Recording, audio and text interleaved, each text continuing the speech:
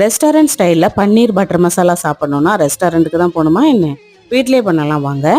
ஒரு பாத்திரத்தில் கொஞ்சமாக ஆயில் சேர்த்துருக்கேன். 2 பல்லாரி குட்டியாக சாப் பண்ணது, 2 தக்காளி எல்லாம் சேர்த்துட்டு நல்லா மசிய வேகட்டும். அரை ஸ்பூன் அளவுக்கு இஞ்சி பூண்டு விழுது, அதையும் பச்சை வாசனை போகட்டும்.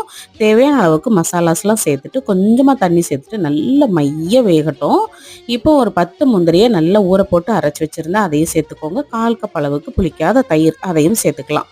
பன்னீர் பட்டர் மசாலா பண்ணுறதுக்கு பட்டரும் கொஞ்சமாக ஆயிலும் சேர்த்துட்டு நான் ஃப்ரோஷன் பன்னீர் தான் இன்றைக்கி சேர்த்துருக்கேன். கூடவே கொஞ்சம் மஞ்சள் பொடி மட்டும் போட்டு நல்லா வறுத்துட்டு அந்த வெந்துட்டு இருக்க மசாலாவோட இதை சேர்த்துருங்க. ஃபைனலாக 2 டேபிள் ஸ்பூன் அளவுக்கு ஃப்ரெஷ் க்ரீம் சேர்த்துக்கோங்க. நான் ஃப்ரெஷ் க்ரீம் இல்லைன்னா கவலைப்பட வேண்டாம். 2 டேபிள் ஸ்பூன் அளவுக்கு பால் ஆடைய மிக்சர் ஜாரில் கொஞ்சமாக தண்ணி சேர்த்து அரைச்சிட்டு உள்ளே சேர்த்துக்கோங்க. கொஞ்சமாக கசூரி மேத்தி, அப்புறமா கொஞ்சம் ஜீனி சேர்த்துக்கோங்க. லாஸ்ட்டாக கொஞ்சமாக பட்டர் சேர்த்து இறக்குனீங்கன்னா சூப்பரான பன்னீர் பட்டர் மசாலா ஹோட்டல் ஸ்டைலில் வீட்லேயே ரெடி பண்ணிடலாம்.